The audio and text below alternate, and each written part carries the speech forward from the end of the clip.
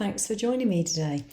I am looking at two apps today. This is one which is actually web-based and it's wordart.com.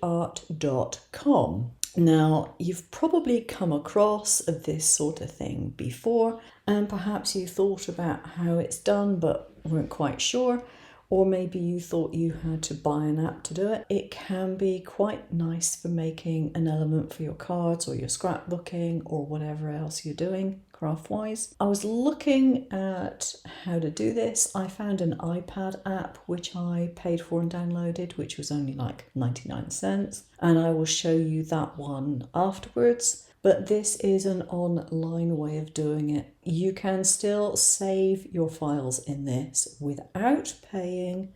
You just have fewer options. You can save it as a PNG or a JPEG, I think it is. Having said that, those options are perfectly good enough for what we want to do with it. So it's pretty simple and it is pretty self-explanatory. It has more functions in there than you might think it does at a first glance. So if you're doing some word art, what you basically want in the first place is your words and your shapes. So I'm just going to go to the shapes. Now we have a whole load of shapes here that you can choose from, but you can also add an image. So you can add a PNG or a JPEG or even a photograph if that's what you want to do, although photos will probably be more difficult. And you can then customize it to however you wish. Now at the moment I'm just using this heart. This little symbol here, if I click on this, allows me to change the colour of it. So I click on that and I get colour options and I can change it if I want to, okay? So you don't have to stick to the colour which was originally given. So you go from that to the words. And here you can type in whatever words you want. I've just typed in a few of my favourite things. And you can add words and subtract them, or for example you can click on one and you can move it up the list. Now if you move it up the list, when you go to visualize, it will change the word that is the main word here, and boom, you have a different setup altogether. And you have other options here, so you can choose to have repeats or none. Yeah, it's pretty customizable, this one. You can then go to various edit options if you wish. So if you're on the edit, you can select a word. So maybe I'll select this one. I can take it out of there completely if I want to. I can undo that. Or I could perhaps put it in lowercase if that particular font supports a lowercase. So let's see if that actually does anything to it. There we go. You have lowercase instead. So there's lots of different things that you can do, lots of different fonts that you can use, or indeed you can add your own fonts. So this is the next one we go to. You just click on add font, you pick your file and you just open it up and you import the font. It has quite a few different fonts already. There we go. But there are lots of places where you can pick up free fonts, including defont.com. I think there's another one which I've got, which is like 1001 fonts. I'll put some links below. In the info box below, I'll put the links. All sorts of places where you can get free fonts to use. And some of those fonts are pictorial fonts, so that can be very useful. So when it comes to the fonts, you can have your regular ones. If it comes with different options, like this one has a bold or a regular, you can choose what it is. It might have an italic option or whatever, depending on what your font actually has. And then we have layout, and as you can see, I've got it on horizontal at the moment. I could go for random.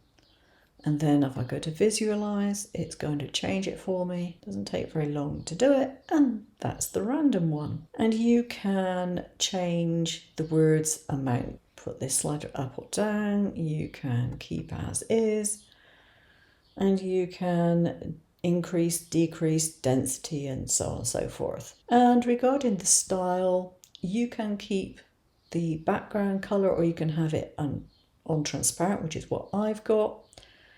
And you can choose how much of the background image you see or not, as the case may be.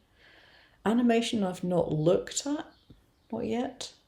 I'm not quite sure what that would be doing. Oh, it does that.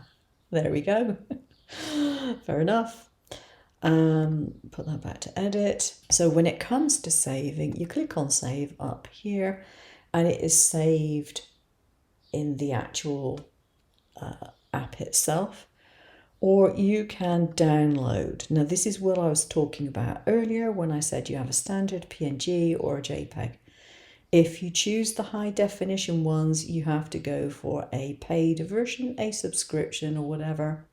I'm not going to be doing that. So that is, I think, pretty much it. There are a couple of tutorials on there if you need it, but it's pretty simple. I can't imagine you would need to. You can rename it and you can do the save as from there as well. So yeah, if you want to do some word art, what do they call it?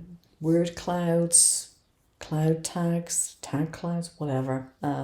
This is something that you can use to do it. And if you export it as a PNG, then you can use it in other apps such as Shortcuts a lot, and it will put the cut line around the outside edge. If you do a trace, you can get it to do that, so you can just cut out your shape. And yeah, it's a useful thing to be able to do from time to time. So that's the first one. That is, what's it, wordart.com. Yeah, wordart.com. As I said, I will put the link below. The next one I'm going to show you is one for use on the iPad. This app is the other app that I have downloaded and experimented with, and it's called Phoetic. That's a PH at the beginning and not an F. It doesn't have quite the versatility of the online version that I just showed previously. So it gives you the instructions. There's 4 instructions, create shape being the first one. Now if you've created any of your own shapes, they will show up, but you can choose shapes that they've actually put in. Now the bits that you're going to fill are the black bits. So if you want negative space, you are given the negatives, but if you want the positive, you have the positive, like so. Choose a word list. Now when it comes to this, this is the slightly more difficult bit. It's not quite as user-friendly as the online version of the word art I just used. So from text, for example, to enter your text, pastries. Right, now I've created a word list and it's here. So I can use that, and then I need to adjust my settings. Now this is the interesting bit. In the advanced section you have different ways of doing your creation. So you might want something which is sort of like low density. The orientation you can change, so at the moment it's on horizontal. I can change that to free, for example. And we have different colour palettes that we can choose, and you can create your own colour palette.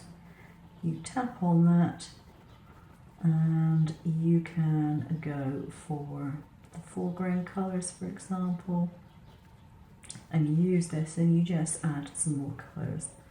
So you can create your own palettes if you want to. And then you have your export options. Now I tried exporting as a PDF, but it's not a proper vector PDF that shows up cut lines. It is simply an image PDF. So I would go for a PNG, that's usually my preferred one anyway. And then we can go for some other options. So the spacing between the words, probably don't want it that big. and you can have the minimum text size set to wherever you so wish, and the maximum number of words. So I might want to put that there. Okay, and I want a transparent background, and yeah, okay, and then generate the word art, and it will generate for you, and that's what I've ended up with. So you can save that in the app itself, or you can choose to share it as you might with anything else. And you can, if you've got an iPad and an iMac or MacBook Pro like I've got, you can share it virtually anyway. So yeah, that's how that one works. Now this one was 99 cents. I think the other one is free. This has the advantage that it's on my iPad. That to me just makes it a little more convenient normally, because I do like to design on my iPad. I can save this to my photos, and then I can actually copy and paste it into Procreate or other apps. You can just save it as an image in your photos, and then you can do whatever you want to do with it afterwards. But there we go, that's 2 versions of word art that you might like to take a look at if that's what you have to be interested in. I just think it's a fun thing to be able to do. And of course, I tend to like playing with graphics, so it really does have some interest for me. I did look at a multitude of these apps on the iPad. Most of them have what they class as in-app purchases. Some of them look quite good and then expected you to go for a subscription model. Not going to happen. Not with me, it's not. I don't mind paying a one-off fee to get access to a decent app. That's fine. I am not going for a subscription model. Nope, not doing it. And other ones that I found were supposedly free had paid for features in them, even though they didn't mark it as that. So this is the one that I thought was the best, the ones I could find on the iPad for a reasonable price without having to go for a monthly subscription. So there we are, that's it. 2 apps that you might quite like.